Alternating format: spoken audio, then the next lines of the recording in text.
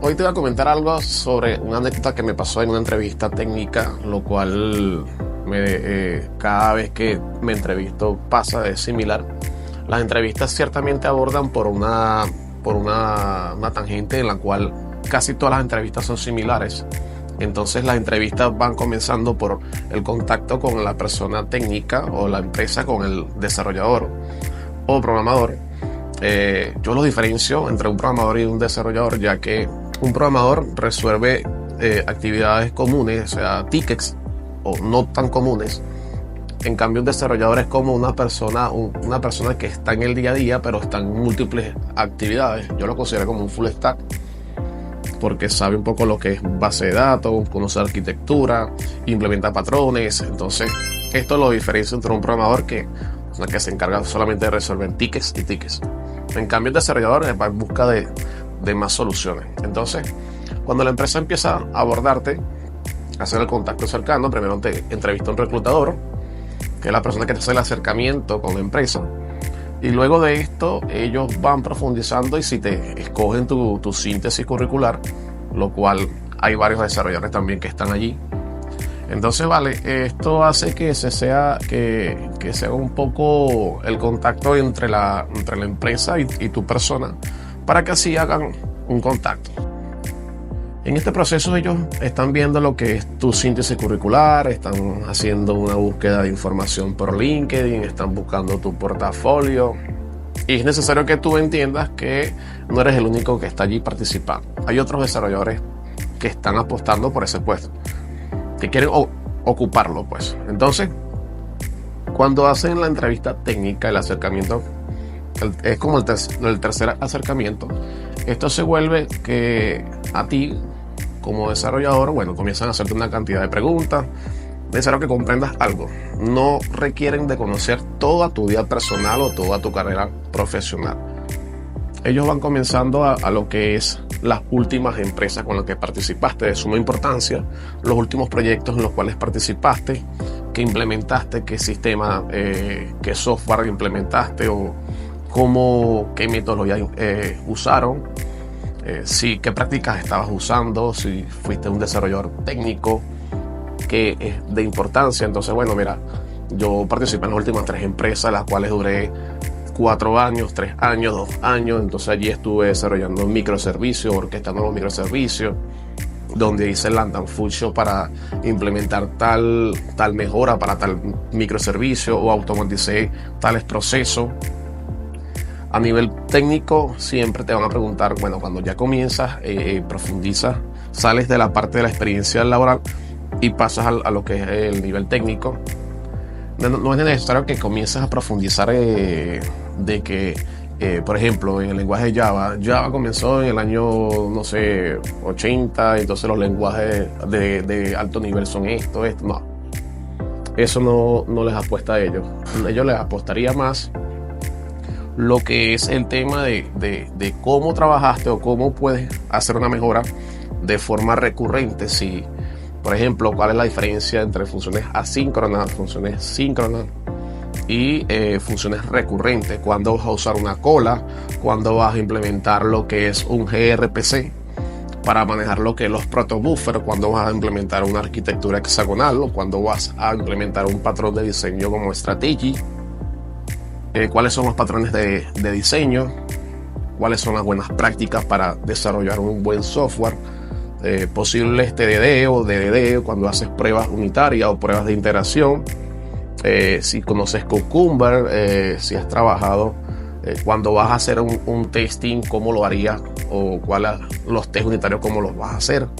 En el caso de si eres backend y te vas por un lenguaje como Java, entonces puedes trabajar con Mockito, porque pasarte de JUnit 4 a JUnit 5, en el caso de Java, porque usar String Collection y no hacerlo con un for each o un for normal, y cómo puedes hacer de que el manejo de las listas se puedan recorrer de forma más óptima y cómo hacer un performance. Entonces luego de esto te vas por lo que es el controlador de versiones. Si puedes trabajar con Gitflow para lo que es manejar un poco mejor los branches, cómo optimizarías ese proceso, cómo trabajarías con 20 personas y trabajarías tu software de la forma más óptima. Entonces, esto el técnico lo está viendo como que más profundo, porque te estás desenvolviendo a nivel técnico para que sea de interés para esta empresa. Entonces tú lo que estás haciendo es abordando un poco para que este técnico diga, bueno, vamos a seguir, vamos a explorar un poco más. Entonces nos vamos un poco más, ellos se van a un poco más técnico. Por ejemplo, ¿conoces cuál es la diferencia entre una base de datos relacional y no relacional? Porque las bases de datos no relacionales se manejan a través de colecciones. Cómo tú puedes mejorar lo que es en una base de datos relacional una base de datos, cómo la puedes mejorar, o cómo puedes mejorar, optimizar una consulta SQL. ¿Qué ORM implementarías en el caso de que puedas implementar para, por ejemplo, Hibernate? O cómo hace la inyección de dependencia de un componente hacia otro componente cuando estás invocándolo, cómo es la inyección de dependencia. ¿Qué librerías puedes implementar para lo que es el manejo de archivos PDF? O cómo puedes hacer para en un controlador, cuáles son los métodos cuáles son los métodos que se están usando dentro de un controlador. Entonces, dentro de un controlador, tú puedes indicarle al desarrollador, al entrevistador, perdón, mira, los métodos que están son 5. Este método, por ejemplo, el método get para obtener información de la base de datos. El método post para enviar información a la base de datos. Es una alta, es un guardado de información en base de datos. El método delete, el método para borrar. El método put para actualizar. Y el método patch para también actualizar, pero actualizar un registro. Entonces, allí te pueden preguntar, ¿cuál es la diferencia entre el put y el patch? Ambos actualizan, pero hay uno que optimiza más el proceso cuando vas a hacer un update de un campo en la base de datos. Entonces, ves, por allí se pueden ir. ¿Pero por qué? ¿Pero qué sería la mejora? Porque mira, si tú vas a actualizar muchos registros en base de datos, no puedes llamar al put. Entonces, estas preguntas, por ejemplo, cuando estás en un pack, estás llamando a dos métodos get que son similares, pero ambos tienen la misma ruta. ¿Qué pasaría en ese entonces? Bueno, ahí te va a dar un error, porque ambas rutas no pueden estar mapeándose en el mismo pack. Pregunta también de interés. A nivel de notaciones, por ejemplo, yo soy desarrollador Java, yo me voy más por la parte backend, entonces ellos te pueden abordar por las notaciones. Entonces, notaciones como @controller, como @alconstructor, te pueden consultar y pueden decirte cuál es la diferencia entre estos dos. La diferencia entre estos dos es que, bueno, @rescontroller viene de Spring 4, de un release de Spring 4. Después de Spring 4 sale. Antes de eso era Spring MVC. Entonces, @controller manejaba todas las peticiones, todo lo que eran las peticiones de la vista. Entonces, @rescontroller es una mejora, ¿verdad? Para sacar todo eso.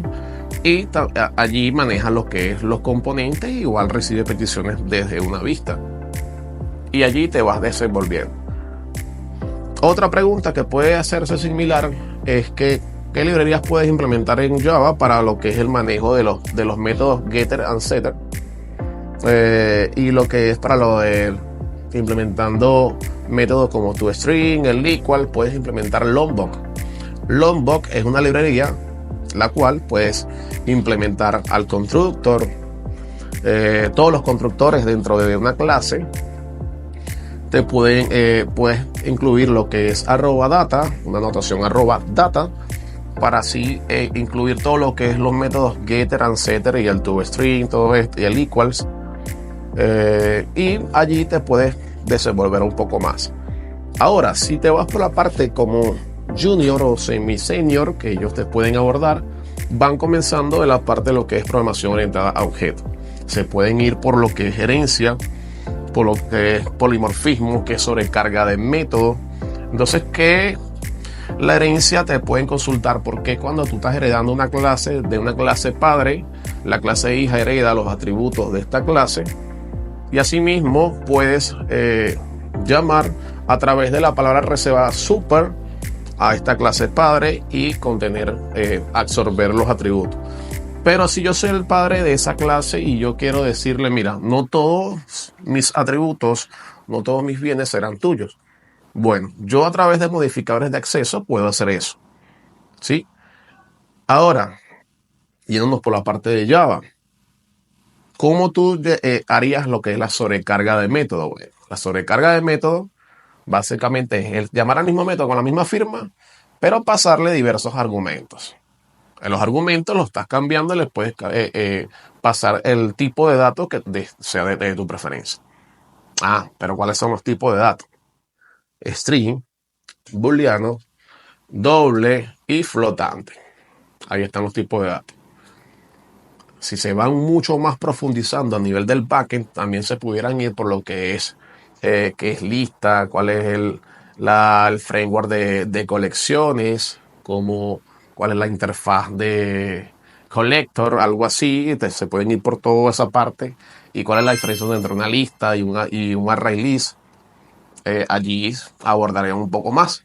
Entonces, bueno, estas son algunas preguntas que me he topado con varios entrevistadores y se las estoy dejando acá para que sea de su gran apoyo. Si es de tu interés, no olvides suscribirte para más contenido como estos. Y bueno, estamos